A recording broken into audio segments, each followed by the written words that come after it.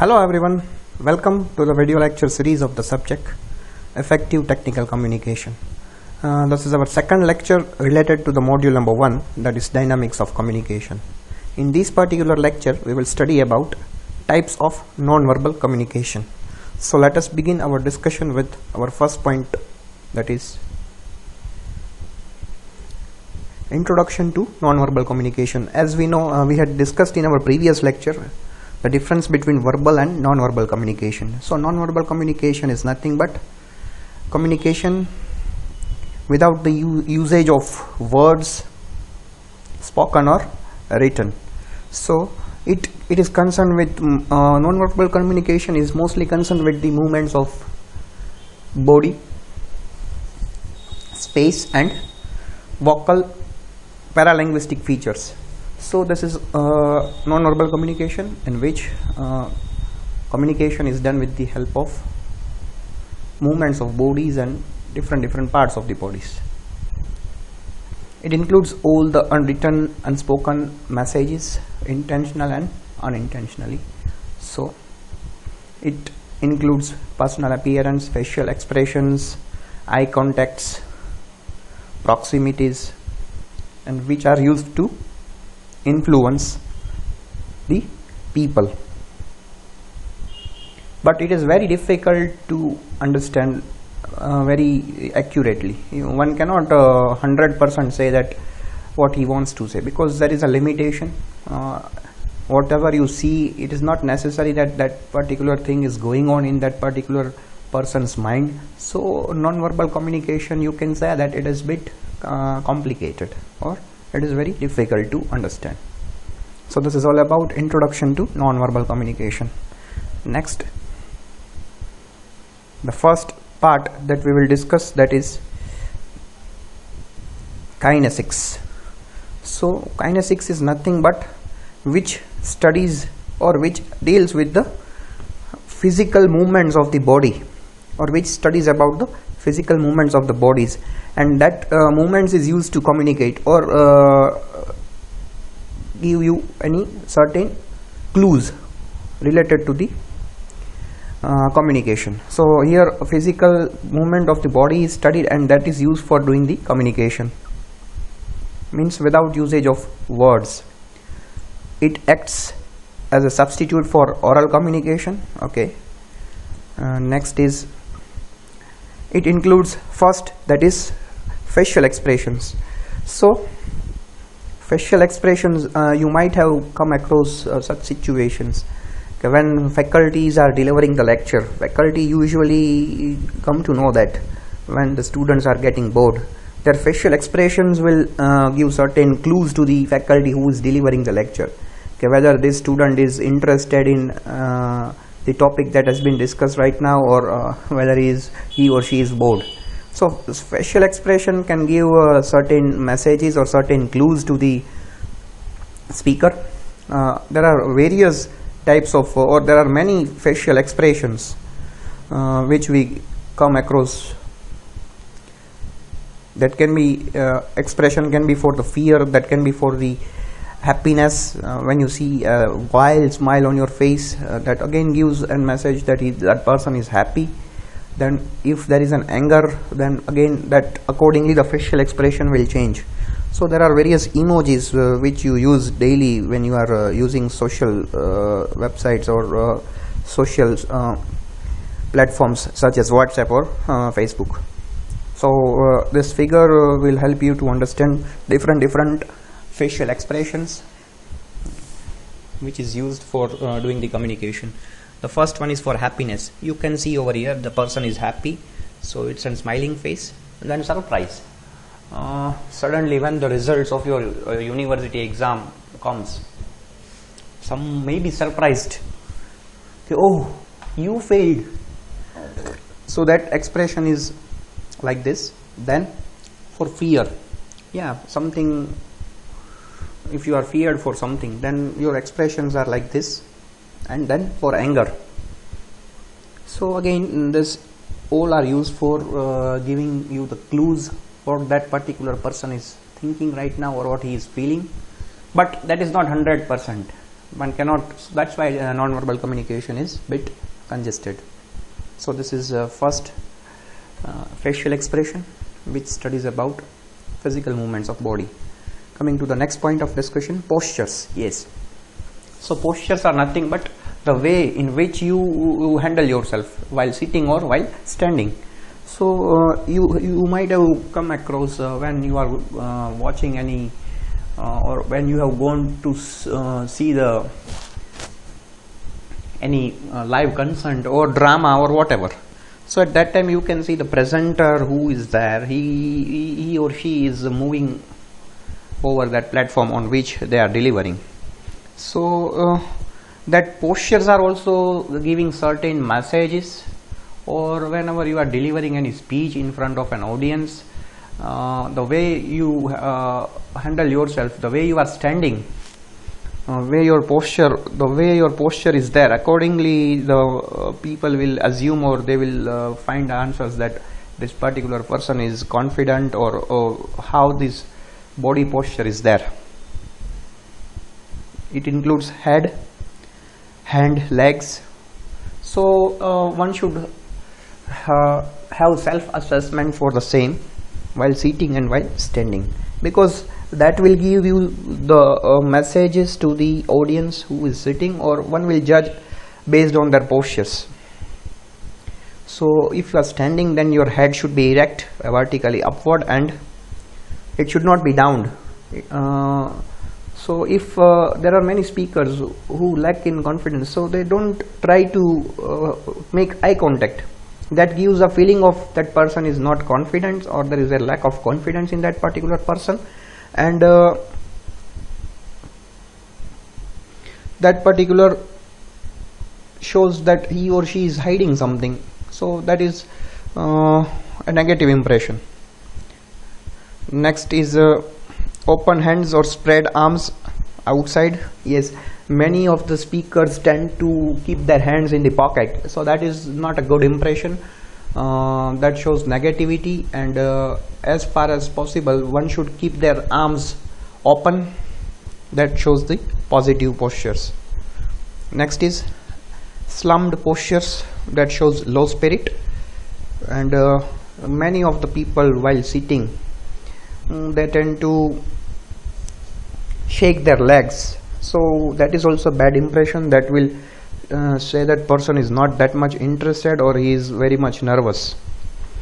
This is the figure that I have taken, that is for the slumped postures. So you can see that person is sitting in the chair, but he is a bit bent.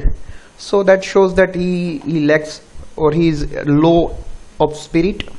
His spirit level is lower. So that again gives an expression. So whenever you sit on any chair, you should be erect. You should be not shaking your legs, because that all the movements that will ultimately give certain messages. So this all the things should be taken care. So there should be a self-assessment. So this is about postures. Next is gestures. It is sometimes clear and it is sometimes unclear. So it is difficult to understand. In that different types of gestures we will study. Emblematic means related to hands. Yes. So the first type of gesture that we will study, that is emblematic. So which is related with the hand. Whenever you go to your workplace, usually you shake your hands, or with the colleague or with your friends whom you feel comfortable. Hello, good morning. So that is related with the hands. Or use for the signals also. Whenever you go to meet your boss suddenly, and he might be busy with the phone calls, so at that time also the movements of hands are used to give certain messages. So he or she, whoever is the boss of yours, they will raise the hand and say, please wait. So that's a spontaneous gesture. When he or she is talking on the phone and you try to meet him in his particular office, so at that time they will raise the hand. So that is spontaneous gesture, where hands are used to communicate. Wait please. Next is symbolic gestures. We use many symbols for example, best of luck, so thumbs are up. Then victory symbol, so that all the examples I have taken, this symbol is for the best of luck. Usually when one goes for interview or going for any exam, we usually, or going for any career advancement, so at that time we usually use this symbol, that is best of luck. Then victory symbol, usually when the politicians win the election, they usually show this type of symbol. So these are the symbolic gestures. Second type of gesture is symbolic gesture. Next is unnatural gestures. Yes, people, you might have come across, or you might have done this type of gestures when you feel bored, or you try to play with your clothes. Some usually have the habits, or play with the pen. So those types of gestures, it is not natural, and that types of gestures are called unnatural gestures. So that type of gestures should be avoided. Then next, fourth type of gesture, that is oculesics, which is related with the eye, how the eyes are used to communicate, the manner in which the eyes is used to communicate, that is called oculesics. Eye contact is very important when you go for interviews or group discussion. If your eye contact is not maintained, or you are trying to avoid the eye contact with the interviewer or the panel who is taking your group discussion, that puts a bad impression, or that gives certain message to the person who is in front of you, that shows lack of confidence or uninterested. So eye contact is very important while you go for interviews or group discussion. Next, shows one's feelings, attitude and intentions. Again, that is not 100%, one cannot judge on how the eyes are communicating. It doesn't give you 100% surety that what he is feeling, okay, but certain amount you can judge. Next, different eye behaviors: gaze type, mutual type, monitoring type and regulatory eye contact. So these are the different ways or different types of eye contact which are used for doing the communication. So let us discuss one by one. First one is gaze type. So that is individuals looking at others during various communication. So that is regular routing. Then mutual gaze, that is used during group discussion. Mutual means both the party will have to maintain the eye contact. So that is mutual gaze. Third one is monitoring eye contact. Best example, if there is a supervisor in the examination hall, so that type of eye contact is called monitoring type of. He or she is given the duty to look after the students within that examination hall, means invigilator, who takes care about the students within that examination hall. Whatever the things are required, he or she will take care, and accordingly they will monitor the students. So that is monitoring eye contact. Then regulatory eye contact means when you are repeatedly looking on others or on someone, then he or she will feel that he wants to or she wants to say something. So they will ask voluntarily, do you want to say anything? So that is regulatory eye contact. Next type is haptics. It is concerned with the touch, feeling of care and appreciation.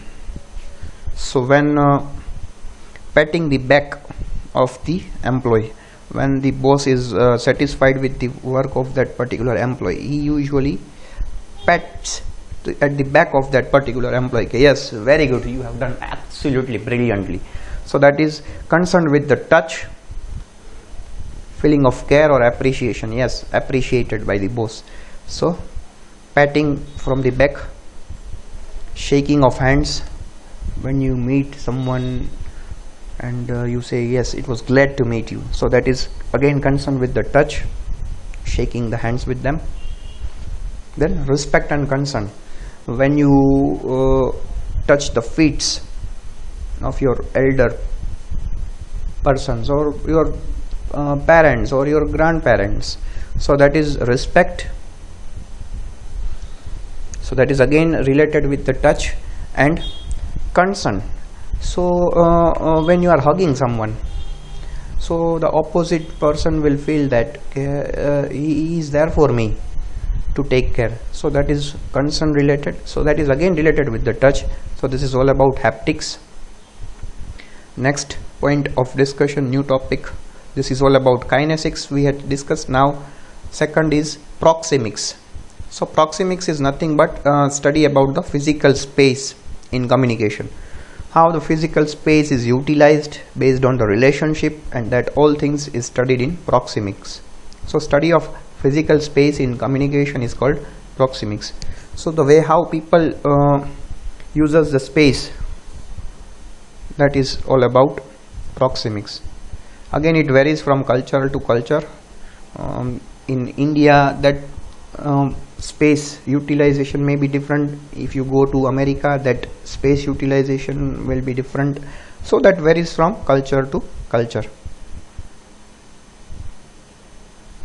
Then how we uses, or how it makes us feel more or less comfortable. So proxemics is all about how one utilizes the space for doing the communication. Next is different kinds of spaces with distance. So this is the figure which I have taken. So there are different zones in space utilization. So first one is intimate zone, second one is personal zone, third one is social zone, and public zone. So according to the relationship, there are zones that has been divided, or the spaces that has been divided. If the relationship is personal, then it should be this much distance should be maintained. So this is that figure that we will see one by one each zone, different space zones. First one is intimate zone. So this zone starts with it starts with personal touch and extends just to 18 inches. So certain distance has to be maintained, but it starts with personal touch and extends just to 18 inches. It is characterized by 0 to 2 feet of space between two individuals. As an example of intimate zone is two people hugging, holding their hands, standing side by side, and mother-child relationship. So in which personal touch starts with personal touch and extends up to 18 inch. Some examples is hugging two people who are hugging each other, then holding their hands, standing side by side, and best example is mother-child relationship.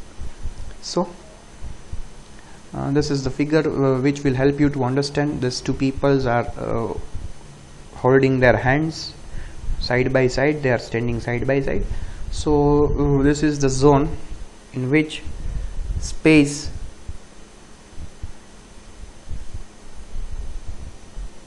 next zone is personal zone. So this zone stretches from 18 inch to 4 feet.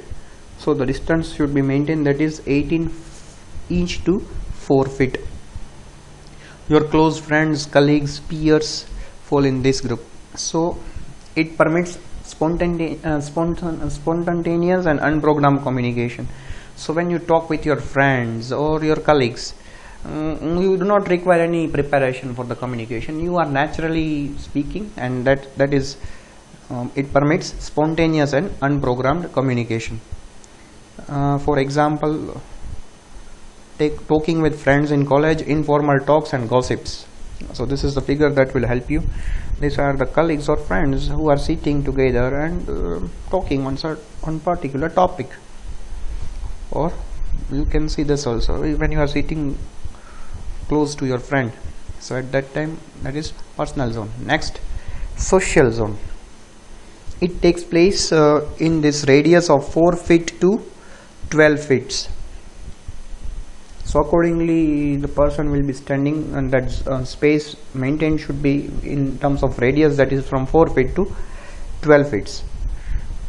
Usually business transactions, meeting new peoples or interacting with group of peoples. At that time social zone takes place, and people are more cautious related to the movements, and relationships are more officials, and one should take care of their feelings also, and they should be well planned, they should be smart enough. So you can see when one is dealing with some new peoples, they have come to meet the president or whatever, so you can see in the distance that is maintained, that is 4 feet to 12 feet. So such types of zone is called social zone. Next is public zone. Here the zone starts from 12 feet and may extend to 30 feet to the range of eyesight. So best example is speaker speaking on the platform. So audience are away from 12 to 30 feet usually, till they can see whatever that is being delivered on the screen and that is heard to them. So here it is characterized by how close we sit and stand to someone, like public speaker. Best example, if we are at any event listening to a professor giving a lecture, we usually are 12 to 25 feet away. So figure is there which will be helpful to you to understand. So usually speaker is over here and the listeners are 12 to 25 feet away. So this is public zone. Next is chronemics. It is related with the study of how one utilizes the time available, how one utilizes the time that is available for doing the communication.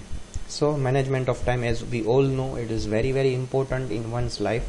So that will be very helpful if one manage the time very perfectly. Ultimately when any project is on hand, so if there is planning for completion, then that will be helpful. Speech delivery, if one has been said to complete the discussion within 20 minutes, so how you are utilizing that 20 minutes, how you are utilizing that time, that is very important, and that will again show your professionalism to the audience and how you deliver your content within that particular time period.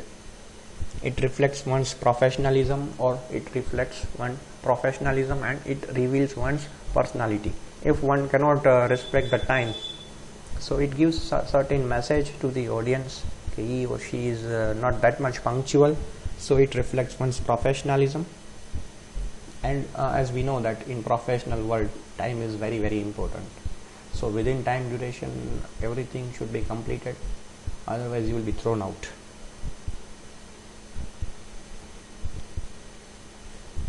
Examples are there when for the appointment, if one goes late, then it shows your negativity. So if one goes early, then again it shows eagerness. So one should always be on time, means it should be balanced. And again time language varies from cultural to cultural. In India we have taken example, particularly in India time varies according to the occasion. Yes, we people are less punctual as compared to other countries.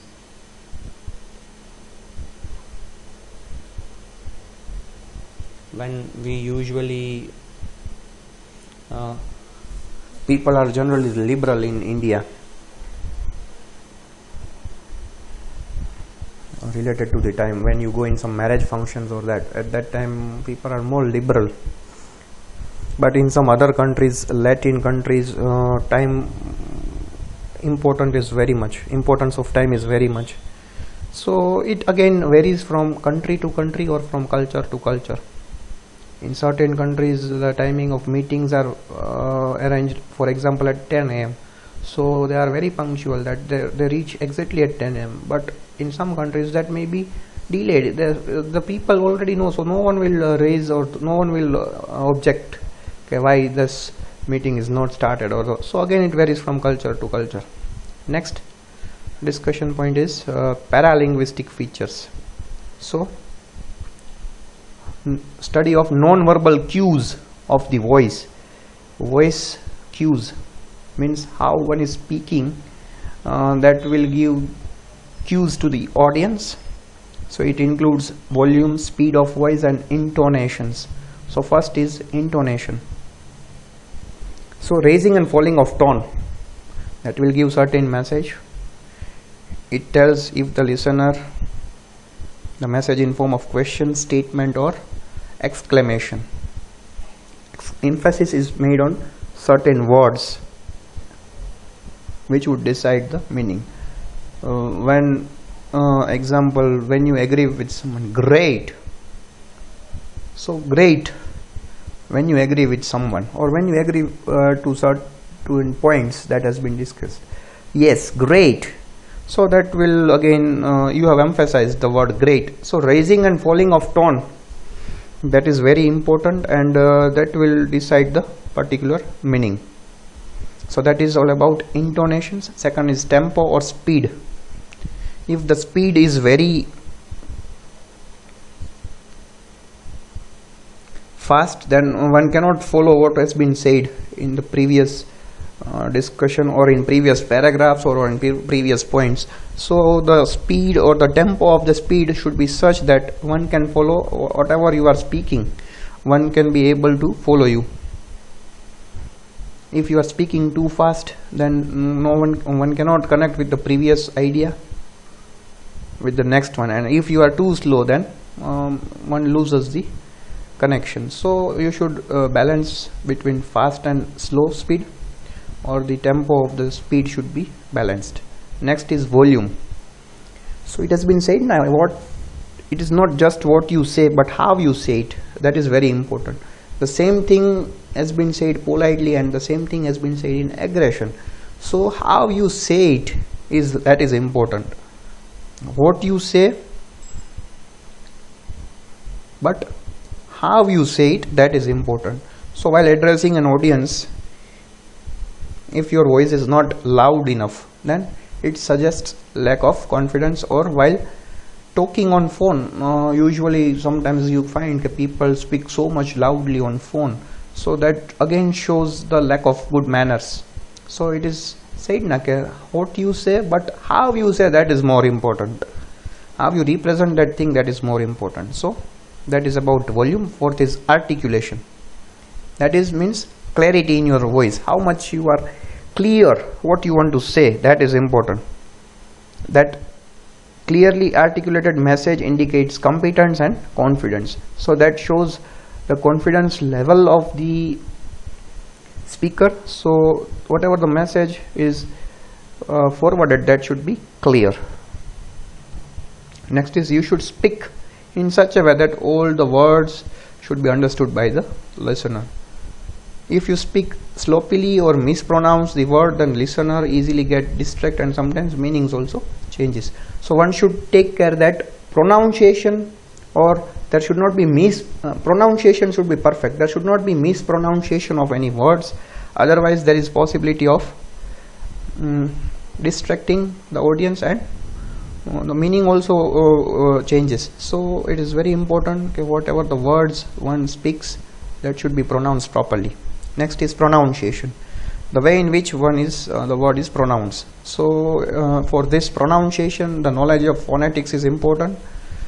So one should be able to distinguish between the certain sounds that are in the language of English, that should be easily distinguished. Accordingly, the words should be pronounced. Sixth is fillers. Fillers means how much breaks, long breaks during the speech should be avoided. So that will help public to remain attentive, and if it indicates the speaker's hesitation and uncertainty. So breaks during the delivering of speech should be avoided, otherwise it shows that the speaker is hesitant or he is uncertain about the talk that he is delivering. So this is all about non-verbal communication, and I hope this would have helped you to understand. Thank you.